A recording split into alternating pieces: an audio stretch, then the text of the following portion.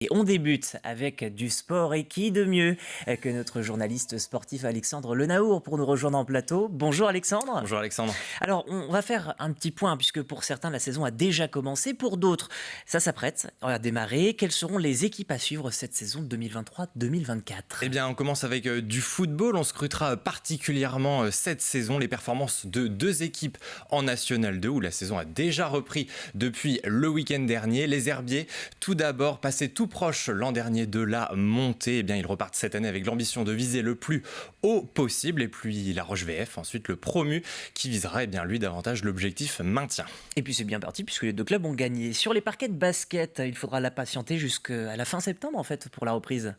Et l'équipe à suivre, ce sera bien évidemment La Roche Vendée Basket, les Tigresses, toujours emmenés par Manu Body pour sa 13e saison sur le banc, qui disputeront aussi cette année l'Eurocup. Côté garçon, on observera les prestations de deux équipes en National 1, celle du Vendée Chalon Basket tout d'abord, auteur d'une saison en dents de scie sur l'exercice précédent, et puis à suivre les Sables Vendée Basket, relégués sportivement mais finalement repêchés en N1. En handball, vous serez particulièrement attentif, je le sais, et notamment sur deux clubs. Et oui, eux aussi en tout cas ont été repêchés l'an dernier après une saison délicate. Pouzauges, le PVHB, évoluera bien en National 1 masculine, avec là aussi l'ambition de réussir une saison plus homogène et de se maintenir. Et toujours en N1 cette fois chez les féminines, il faudra suivre l'équipe 1 de La Roche-Vendée Handball. Les Lyonnaises, emmenées par Ophélie Charbonneau, viseront peut-être cette année le haut de tableau. C'était l'une des sensations de la saison dernière en rugby. Il faudra compter notamment cette année sur le FC Lyonnais. Et oui, auteur d'une saison quasi parfaite en 2022-2023, le FCY a décroché sa place en Fédéral 2. On sera donc forcément attentif aux premiers pas de l'équipe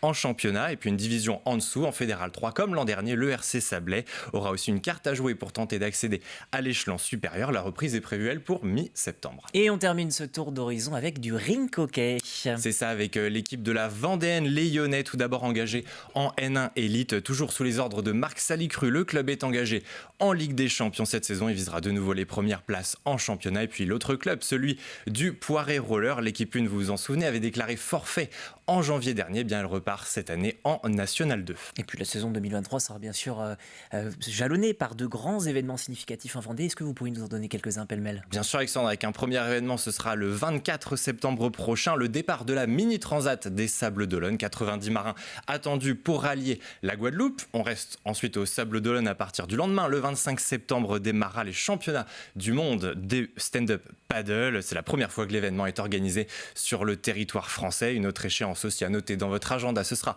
la 10e édition de l'Open de Vendée. On parle bien sûr de tennis. Le tournoi Challenger s'installe au Vendée Space du 2 au 8 octobre prochain. Et pour tout savoir sur les têtes d'affiche et le plateau sportif, je vous donne déjà rendez-vous le 11 septembre sur le plateau de 85 chrono avec Aurélien Huard. Et enfin, pour terminer, le 11 novembre, un dernier événement, le complexe du Vendée Space accueillera un autre événement de grande ampleur, du sport motocycliste, avec la finale des championnats du monde de X-Trial. On suivra ça avec attention.